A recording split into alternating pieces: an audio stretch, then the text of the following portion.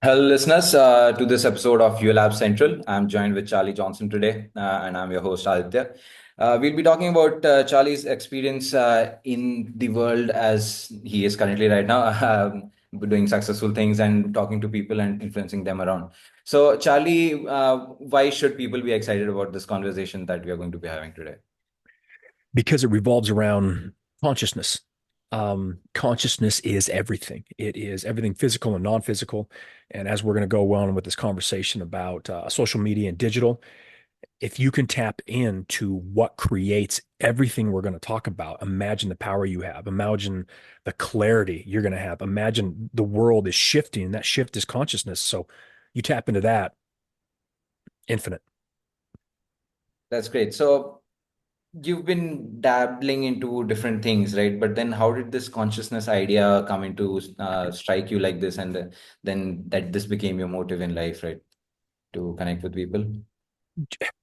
So I was born and raised in Utah. And if anyone around the world knows Utah, it's heavily Mormon, heavily religious.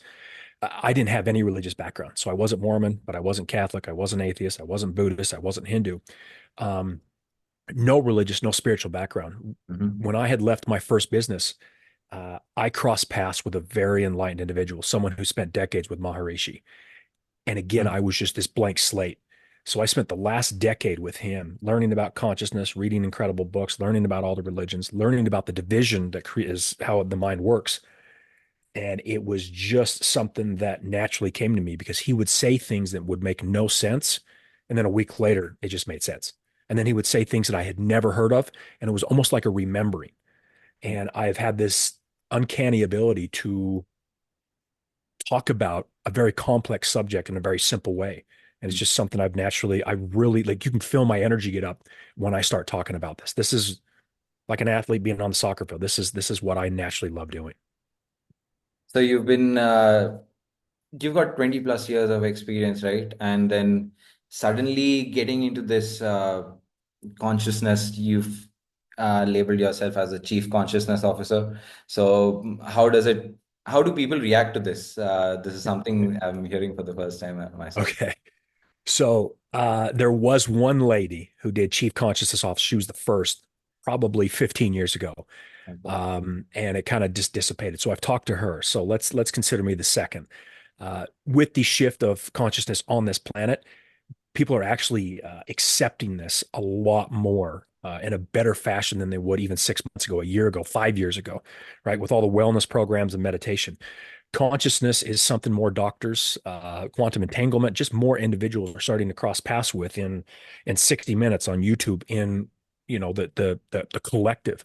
So when someone has chief consciousness officer on there, they really like perk up, start to ask questions. What does that mean? How can it help the company?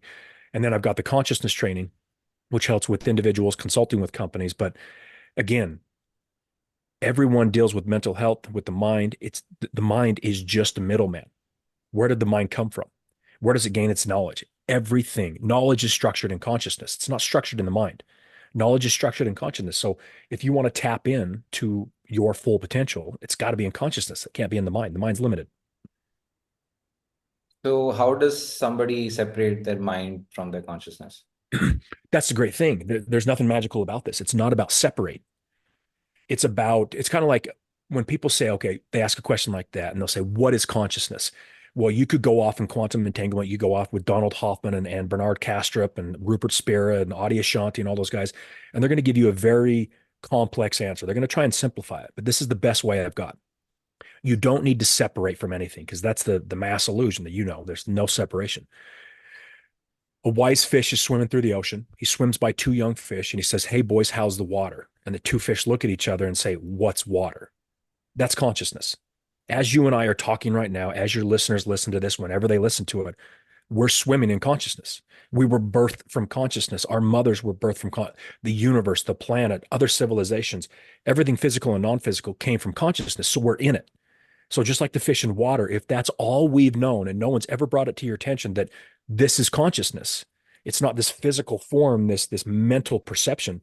When someone brings to your attention this is consciousness, you can't unhear that. And then as someone starts to teach you about what consciousness is, how you tap into it, that you've basically been tapping into it your entire life. You've just limited it by bringing your mind into this little box. It just breaks things open. When they say you can't unhear it, you can't unfeel it, you can't unsee it. When someone finally brings that to someone's attention in a business or an individual or an athlete with sports psychology, it changes everything. It absolutely changes everything. So, how have people responded to this? Like, yeah, there's one thing that you do one to one, and then probably the response is great. But then when you try to go with it to the masses, how do people actually respond? Uh, Acceptance, denial, or what kind of? Well, it's acceptance, right? Because Mhm. what's happened in the last decade with wellness programs is if they're stepping into a big group, like let's just say a company, Mhm. usually what walks into the company is a wellness director who's in loose fitting white clothing. They've got mala beads on their wrist and they're speaking very softly and they're doing a lot of this, which I have no problem with. That's how my teacher is. I don't have a dog in the fight. I truly am neutral. But a lot of people in corporate, if they're religious, if they're business, if they don't have any idea of what spirituality is, they're going to look at that man or that woman and it's just going to shut them off. It's like a Catholic listening to an atheist. Both sides are not going to listen to each other. So with my 20 years in business, with my 5 to 7 years in nonprofit world, with my 10 years with an enlightened teacher, that's why I just didn't go off and just take off to the Himalayas and meditate because of my teacher and my knowledge. I wanted to bring it back to this, to talking to you, to talking to your listeners, to talking to business, to talking to athletes. When you bring it and they can feel your neutrality. I'm not trying to push them into meditation. I'm not trying to get them to do yoga. I'm not trying to get them to do anything on the spiritual path. This is not spiritual, it's tactical. It's mechanical. You and I are swim. You and I need consciousness to do this interview. When people see this simply, and that I'm not trying to convert them to God or no God, I'm not trying to get them to do some $1,000 spiritual retreat or to get them to meditate when their mind's too crazy. I'm just trying to teach them what they have already been swimming in. It's very accepted and you can feel my passion, right? There's no inauthentic thing about me because I'm trying not to swear. I swear a lot. I got a lot of energy, but when someone explains to them a complex in a very simple way, like Einstein says, and you understand it, it's very accepted, very accepted. And the shift on this planet, the consciousness is raising. More and more people are accepting it because that natural force is allowing them to say, "Huh, I wonder if he's onto something." It's not them immediately saying, "This is bullshit. I don't want to talk about it." So, what do you, I mean, do you mind sharing the first step that you ask your students to take when it comes to consciousness realization? Would you mind, or No, no, no, no, no. This is perfect plan. I'm trying to think about it. Really depends on the individual and it depends on the group. What I usually do is instead of talking about consciousness, I go to the mind. I say that everything you've ever done for self-development, any type of training, any type of book you've read, anytime you've learned from a teacher, you've learned from your parents, the mind. You think you're expanding your mind, but NASA did a great study where they followed thousands of kids. When those kids were 4 years old, 98% of them were considered genius. okay, By the time everyone was an adult, it was 2%. yeah.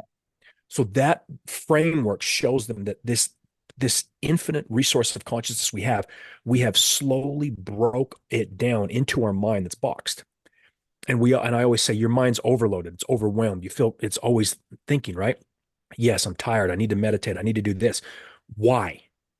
If your mind is expansive as consciousness, which it's not, the mind's limited, conscious and infinite, then they start to understand, okay, this is why I feel overwhelmed. This is why so much is coming at me. This is why I'm always tired. This is why I need to meditate. This is why I'm doing something on the spiritual path. When they understand that the mind and consciousness are different, then they go, okay, I understand. That makes me feel like I know what I'm doing. I know the mind's limited. I know it's full. I know it's chaotic. So what the hell's consciousness? What can I do to take this box of the mind and break it open? So I don't start with consciousness. I let them know, bring attention to the mind because like fish in water, all we've known is the mind. So no one's ever said there's something else.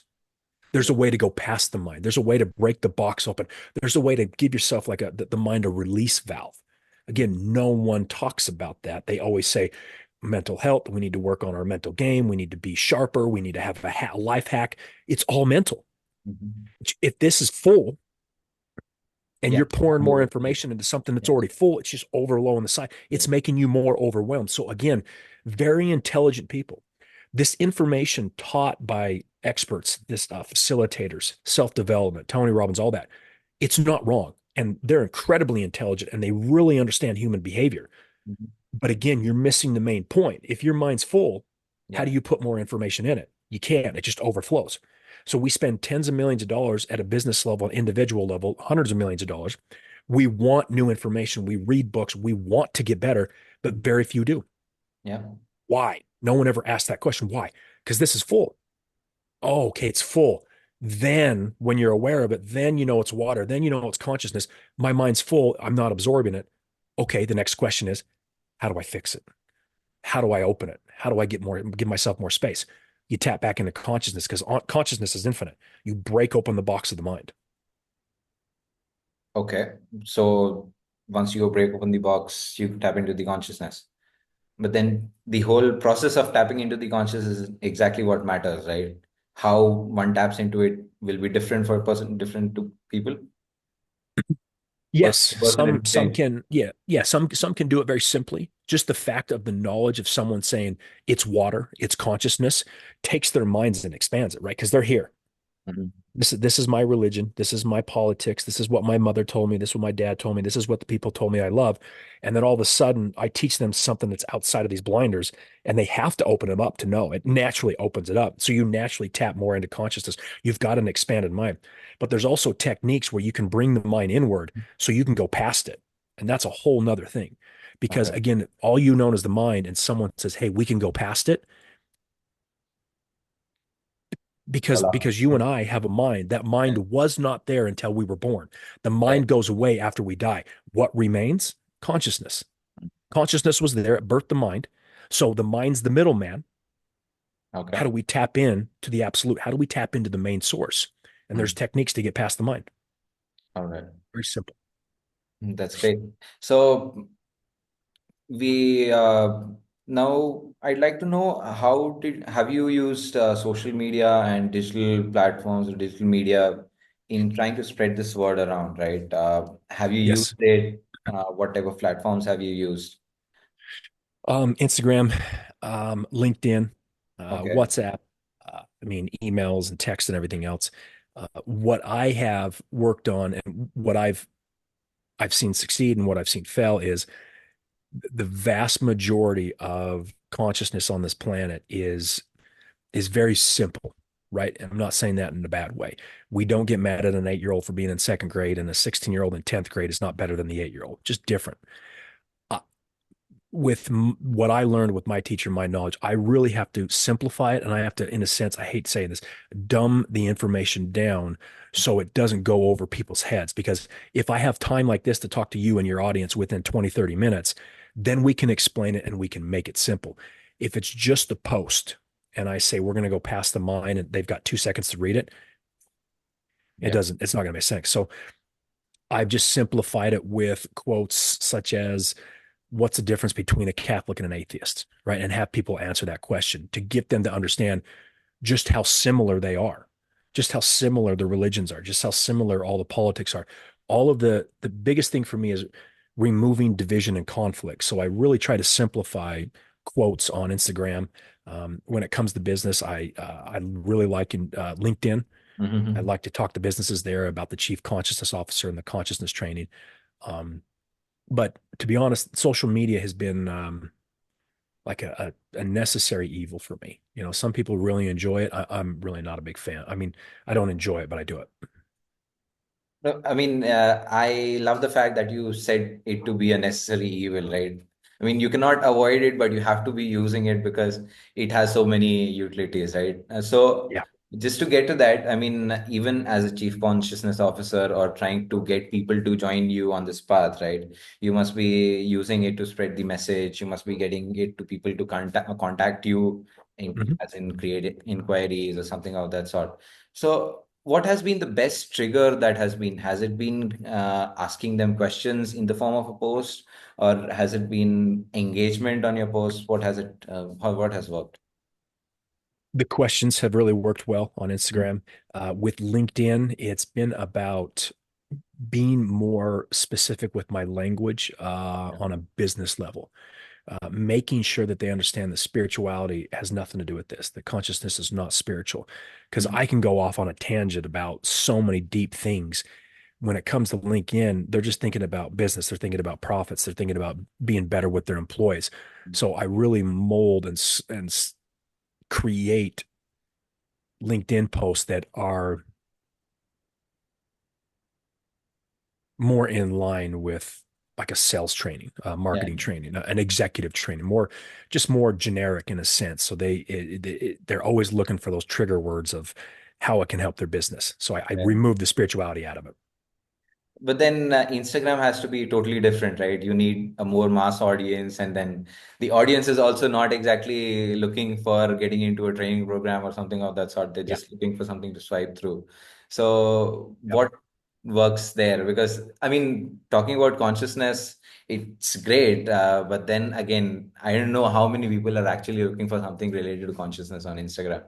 So, how do you drive engagement for that?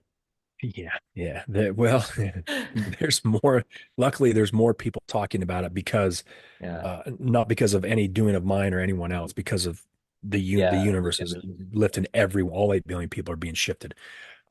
It comes down to like the Catholic and the atheist. That's very in America. Like when you hear Catholic or atheist, like people immediately pick a side and they really Yeah. want to know which side you're on. They want to know. So as soon as they see how neutral I am, it really, in a sense, almost really engages them because they Everybody. want to see if the neutrality is real. And Mm. then they ask questions, and then you'll see, Catholic and atheists kind of arguing with each other, and Republicans and Democrats arguing with each other. So Right. just like you said, just 2 to 3 second little quotes that can be shared.